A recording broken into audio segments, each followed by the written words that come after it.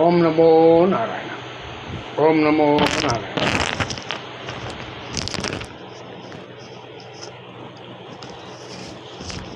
ಓಂ ನಮೋ ನಾರಾಯಣ.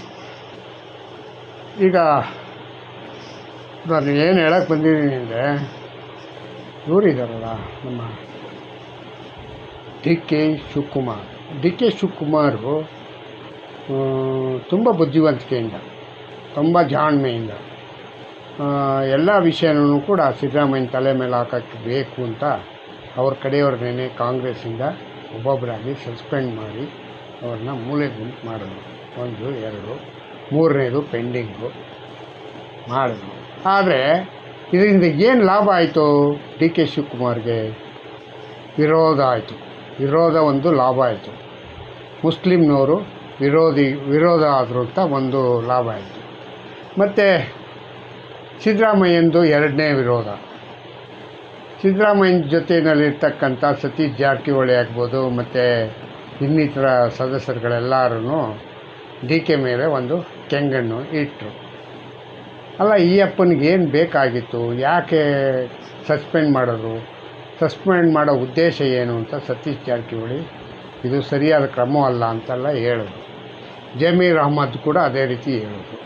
ಸತೀಶ್ ಅವರೇ ಹೇಳಿದ್ರು, ಇದು ಮಾಡಿದ್ದು ಸರಿ ಇಲ್ಲ, ಹಿಂಗೆ ಅಂತೆಲ್ಲ ಹೇಳಿದ್ರು. ಆದರೆ ಸಿದ್ದರಾಮಯ್ಯ ಅವರು ಮೌನ ಆಗಿಬಿಟ್ರು. ಯಾಕೆ ಮೌನ ಆಗಿಬಿಟ್ರು? ಸಿದ್ದರಾಮಯ್ಯ ಅವರು ಮೌನ ಆಗೋದಕ್ಕೆ ಕಾರಣಗಳೇನು? ಅದರ ನಿಲುವು ಇದು ಏನು? ಸಿದ್ದರಾಮಯ್ಯನಿಗೆ ತಾಕತ್ತು ಕಮ್ಮಿ ಆಗೋಯ್ತಾ? ನಾನೇ 5 kg ಅಕ್ಕಿ ಬೇಕಾ ಬೇಡವಾ, 5 kg ಅಕ್ಕಿ ಬೇಕಾ ಬೇಡವಾ ಅಂತ ಇದ್ರು. ಯಾಕೆ ಈಗ ಇದಕ್ಕಿದ್ದಂಗೆ ಯಾವುದೂ ಇಲ್ಲ, ಎಲ್ಲ ಟುಸ್ ಆಗ್ಬಿಡ್ತು. ನಾನು 5 ಗ್ಯಾರಂಟಿ ಕೊಟ್ಟಿದ್ದೀನಿ, ನಾನು ರಾಜ್ಯಕ್ಕೆ ನಾನೇ ಎಲ್ಲನೂ ನಡೆಸಿರೋದು ಅಂತ ಹೇಳ್ಕೊಂಡು ಜಂಬ ಕೊಚ್ಕೊತಾ ಇದ್ದ ಮುಖ್ಯಮಂತ್ರಿ ಈಗ ಜಂಬನೆಲ್ಲ ಕರಗಿಸ್ಬಿಟ್ಟವ್ರೆ. ಯಾರು? ಡಿ ಕೆ ಶಿವಕುಮಾರೇ ಕರಗಿಸಿರೋದು.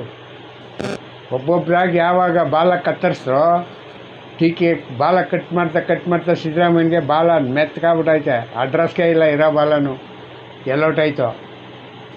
ಆಮೇಲೆ ಹೈಕಮಾಂಡ್ ಹೇಳಿದಾಗ ನಾನು ಮುಂದುವರಿತಾ ಇದ್ದರು. ಈಗ ಹೈಕಮಾಂಡೇ ಹಿಂದೆ ತಿರುಗು ಅಂತ ಮಾಡವ್ರೆ. ಹಿಂದೆ ತಿರುಗಿ ಇಲ್ಲಪ್ಪ ನೀನು ರಾಜೀನಾಮೆ ಕೊಟ್ಟು ಹೋಗು, ಸಾಕು ನೀನು ಇರೋದು ಹಂಗಂತ ಏನಾದ್ರು ಹೇಳ್ಬಿಟ್ರೆ ಏನಪ್ಪ ಮಾಡೋದು ಅಂತ ಸಿದ್ದರಾಮಯ್ಯನಿಗೆ ಈಗ ಕ್ವಶ್ಚನ್ ಮೇಲೆ ಕ್ವಶ್ಚನ್ ಆಗಿಬಿಟ್ಟೈತೆ. ಆದರೆ ಅವರ ಸಹಪಾಠಿಗಳಿರ್ತಕ್ಕಂಥ ಮಾದೇವಪ್ಪ ಮತ್ತು ಇವರು ಎಲ್ಲ ಏನಾದರೂ ಅಂತ ಗೊತ್ತಿಲ್ಲ, ಎಲ್ಲ ಸದ್ದು ಗದ್ದಲ ಇಲ್ಲದೆ ಮೌನವಾಗಿ ಕೂತ್ಬಿಟ್ಟವ್ರೆ. ಎಷ್ಟಕ್ಕೂ ಮುಂಚೆ ನೀವೇ ಮುಖ್ಯಮಂತ್ರಿ ಅಂತ ಸಿದ್ದರಾಮಯ್ಯನಿಗೆ ಹೇಳ್ತಿದ್ರು, ಮತ್ತು ಅವ್ರ ಮಗನ ಕೈಲಿ ಹೇಳಿಸ್ತಾಯಿದ್ರು 5 ವರ್ಷ ನಮ್ಮ ಅಪ್ಪನೇ ಮುಖ್ಯಮಂತ್ರಿ ಅಂತ. ಈಗಿಲ್ಲ. ಯಾಕೆ?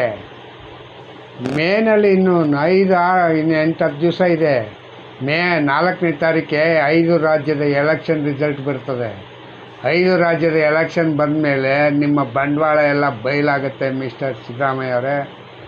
ನಿಮ್ಮ ಬಂಡವಾಳ ಯಾವಾಗ ಬಯಲಾಗುತ್ತೋ ಆವಾಗ ನಿಮಗೆ ಎಷ್ಟು ದಿನ ಕೂತಿರ್ತೀರೋ ಅಷ್ಟು ದಿನ ನೀವೇ ರಾಜರು, ನೀವೇ ಮಂತ್ರಿಗಳು. ಆಯಿತಾ? ಯಾಕೆ ಹಂಗಂತಂದರೆ ಈ ಸತಿ ರಿಸಫಲ್ ಅಂತೂ ಮಾಡೇ ಮಾಡ್ತಾರೆ. ಡಿ ಕೆ ಶಿವಕುಮಾರ್ಗೆ ನೀವು ಜಾಗ ಕೊಡಲ್ಲ ಹಂಗಂತ ಹೇಳಿ ಯಾರಾದ್ರೂ ಹಿಂದುಳಿದ ನಾಯಕನಿಗೋ ಇಲ್ಲ ಬ್ಯಾಕ್ವರ್ಡ್ ಕಮಿಟಿಗೋ ಇಲ್ಲ SC STಗೋ ಮುಖ್ಯಮಂತ್ರಿ ಮಾಡಿ ಅಂತ ಏನಾದ್ರು ಹೇಳೋಷ್ಟು ತಾಕತ್ತಿದೆಯೇನ್ರಿ ಸಿದ್ದರಾಮಯ್ಯ ಅವರೇ ನಿಮಗೆ? ಆಯಪ್ಪನಿಗೆ ನನಗೇ ಬೇಕು ಮುಖ್ಯಮಂತ್ರಿ ಸ್ಥಾನ ಅಂತ ಹೇಳೋಕ್ಕೆ ಡಿ ಕೆ ಶಿವಕುಮಾರ್ಗೂ ಇಲ್ಲ, ನಿಮಗೂ ಇಲ್ಲ. ಎಲ್ಲ ಹೋಗ್ಬಿಟ್ಟು ಹಂಗೆ ಕೈ ಕಟ್ಕೊಂಡು ಸರ್ ಅಂದ್ಕೊಂಡು ನಿಂತಿರ್ತೀರಾ ಹೆಂಗೆ ನನಗೆ? ಹಂಗಾಗಿದ್ದಕ್ಕೇ ಈ ಥರ ಪರಿಸ್ಥಿತಿ ಆಗಿರೋದು. 1 ವರ್ಷ ಆಯಿತು. 1 ವರ್ಷ ಆಗಿ ನಿಮ್ಮ ಜಗಳ ಕದನಗಳನ್ನೆಲ್ಲ ಕೇಳ್ಕೊಂಡು ಕೂತವ್ರೆ ಅಂದರೆ ಅವನು ಎಂಥ ಹೈಕಮಾಂಡ್ ಹೇಳು? ಹೈಕಮಾಂಡು ಬಲ ಇದೆಯಾ? ಹೈಕಮಾಂಡ್ಗೆ ಬಲನೇ ಇಲ್ಲ, ಬಾಲನೂ ಇಲ್ಲ, ಎರಡೂ ಇಲ್ಲ. ಹೈಕಮಾಂಡ್ ಅಂತ ಹೈಕಮಾಂಡು ಯಾವ ಸೀಮೆ ಹೈಕಮಾಂಡಪ್ಪ? ಹೈಕಮಾಂಡ್ ಇದ್ದಿದ್ರೆ ಇಷ್ಟೊತ್ತಿಗೆಲ್ಲ ಅದಕ್ಕೆ ಪ್ರತ್ಯುತ್ತರ ಕೊಟ್ಟು ನಿನ್ನ ಕೆಲಸ ನೀನು ಮಾಡು, ಅವ್ನ ಕೆಲಸ ಅವ್ರು ಮಾಡ್ತಾರೆ, ಏನಿದು ನಿಮ್ಮದು ಹಂಗಂತ ಹೇಳ್ತಾಯಿದ್ರು. ಅದು ಹೇಳೋಕ್ಕೆ ಅವ್ರಿಗೆ ತಾಕತ್ತಿಲ್ಲ. ನೀವು ಕೇಳೋಕ್ಕೆ ಇದ್ದಿದ್ದು ತಾಕತ್ತಿಲ್ಲ ನಿಮಗೆ. ಒಬ್ಬ ಮುಖ್ಯಮಂತ್ರಿ, ರಾಜ್ಯದ ಮುಖ್ಯಮಂತ್ರಿ ಇದನ್ನು ಬಗೆಹರಿಸಿ ಅಂತ ಹೇಳೋಕ್ಕಾಗಲ್ವಾ? ಮಾತು ಎತ್ತಿದ್ರೆ ಓಡಾಯ್ತೀರಾ, ಒಂದಿನ 2 ದಿನ ಅಲ್ಲಿ ಆಲ್ಟ್ ಆಯ್ತೀರಾ, ಆಮೇಲೆ ಅವರು ಟೈಮ್ ಕೊಡಲ್ಲ, ಆಮೇಲೆ ಬಂದ ದಾರಿಗೆ ಸುಂಕವಿಲ್ಲ ಹಂಗಂತ ಹೇಳ್ಕೊಂಡು ವಾಪಸ್ ಬರ್ತೀರ. ಇಷ್ಟು ಬಿಟ್ಟರೆ ಇನ್ನೇನು ಮಾಡಿದ್ದೀರ ಹೇಳು ನೀವು ಇಬ್ಬರು ಮಾಡ್ತಾ ಇರೋದು ಅದೇನೆ. ಯಾರೋ ಡಿ ಕೆ ಶಿವಕುಮಾರೂ ಹಂಗೆ. ಡಿ ಕೆ ಶಿವಕುಮಾರ್ ಒಂದು 150 ಸತಿ ಹೋಗ್ಬಿಟ್ಟು ಬಂದುಬಿಟ್ಟವ್ರೆ ಪಾಪ. ಈಗ ಮೊನ್ನೆನೂ ಹೋದ್ರು ಏನೋ. ಫ್ಲೈಟ್ ಐತೆ, ಏನು ಕಮ್ಮಿ ಐತೆ ಹೇಳಿ? ದುಡ್ಡೊಂದು ತೊಂದರೆ ಇದೆಯಾ? ಸರ್ಕಾರದ ದುಡ್ಡು ಖರ್ಚು ಮಾಡ್ಕೊತೀರಾ, ಆರಾಮಾಗಿ ಹೋಯ್ತೀರಾ, ಬರ್ತೀರಾ. ಇನ್ನೇನು ಕೆಲಸ ನಿಮಗೆ? ಯಾವ ಕೆಲಸನೂ ಮಾಡಬೇಡಿ.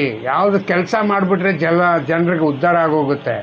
ಅದೆಲ್ಲ ಮಾಡಬೇಡ್ದು. ಸುಮ್ಮನೆ ಹೋಗ್ಬೇಕು, ಸುಮ್ಮನೆ ಅಲ್ಲಿ ಕೂತ್ಕೋಬೇಕು, ನಾಷ್ಟ ತಿಂಡಿ ಮಾಡಿಕೊಂಡು ವಾಪಸ್ ಬರ್ತಾ ಇರಬೇಕು. ಯಾಕೆ ಕೇಳೋಕ್ಕೆ ಹೋಗ್ತೀರಾ? ಕೇಳೋಕ್ಕೆ ಹೋಗಬೇಡಿ.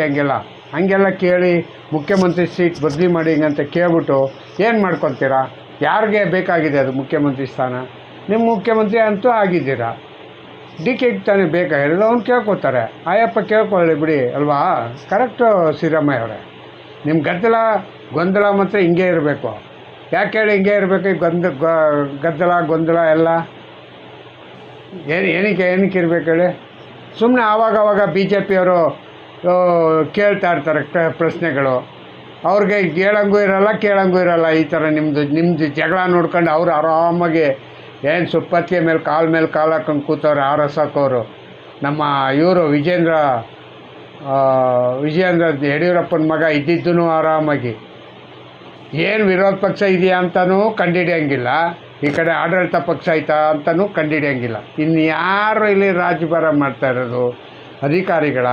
ಅಧಿಕಾರಿಗಳಿಗೆ ನೀವು ಕೇಳಲಿಲ್ಲ ಅಂದರೆ ನಿಮಗೆ ಕೇಳಿ ಅಂತ ಲಗಾಮ್ ಕೈಗಳು ಕೊಟ್ಟಿದ್ದು, ಲಗಾಮ್ನೇ ಬಿಟ್ಬಿಟ್ಟಿದ್ದೀರಲ್ಲ. ಲಗಾಮೇ ಇಲ್ಲ ನಿಮ್ಮ ಕೈಯಲ್ಲಿ. ಇನ್ನೇನು ಅಧಿಕಾರಿಗಳು ನಿಮ್ಮನ್ನು ಮಾತು ಕೇಳ್ತಾರೆ?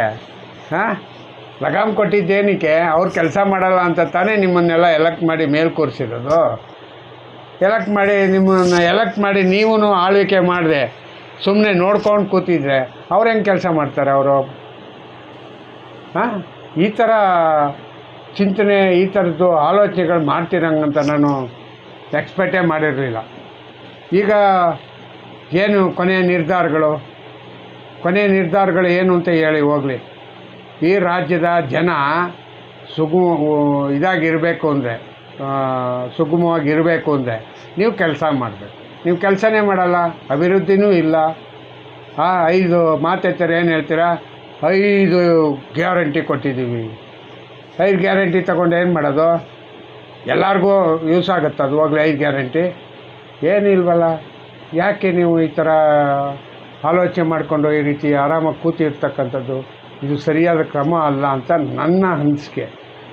ನಾನು ಹೇಳ್ತಕ್ಕಂಥ ವಿಷಯ ಇದು ಹೆಂಗೆ ಹೇಳೋದು ಅಂತ ಗೊತ್ತಿಲ್ಲ. ದಿವಸ ನಾನು ಇದನ್ನೇ ಹೇಳ್ತಾ ಇದ್ದೀನಿ. ಇವತ್ತೇನು ವಿಷಯ ಹೆಡ್ಡಿಂಗ್ ಹೇಳಬೇಕು ಅಂತಲೇ ನನಗೆ ಗೊತ್ತಿಲ್ಲ. ಮುಖ್ಯಮಂತ್ರಿ ಡಿ ಕೆ ಶಿವಕುಮಾರ್ಗೆ ಮುಖ್ಯಮಂತ್ರಿ ಬಿಡಲ್ವಂತೆ ಅಂತ ಹೇಳೋದು. ಒಂದು ದಿವಸ ಅದನ್ನು ಹೇಳಿದ್ದೇನೆ, ಎಲ್ಲ ವಿಷಯನೂ ಅದನ್ನೇ ತಿರುಗಿಸಿ ನಾನು ಹೇಳ್ತಾ ಇರಬೇಕು. ನನಗೇನೆ ನಾಚಿಕೆ ಆಗ್ತದೆ. ಇದು ಪತ್ರಕರ್ತನ ಕೆಲಸ ಅಲ್ಲ. ಈ ಥರ ಹೇಳೋದು, ಈ ರೀತಿ ಮಾಡೋದು ಇದು ಸರಿಯಾದ ಕ್ರಮವೂ ಅಲ್ಲ. ಅರ್ಥ ಆಯ್ತಾ? ಹೀಗಾಗಿ ಪ್ರತಿನಿತ್ಯ ನೀವುಗಳು ಮಾಡ್ತಕ್ಕಂಥ ಕುಂದುಕೊರತೆಗಳು, ತೊಂದರೆಗಳು ಇದು ಸರಿಯಾದ್ದಲ್ಲ. ಇಲ್ಲಿಗೆ ಇದನ್ನೀಗ ಮುಗಿಸಿ ಅಂತೇಳಿ ಜೈ ಹಿಂದ್, ಜೈ ಕರ್ನಾಟಕ, ಮತ್ತು ಓಂ ನಮೋ ನಾರಾಯಣ.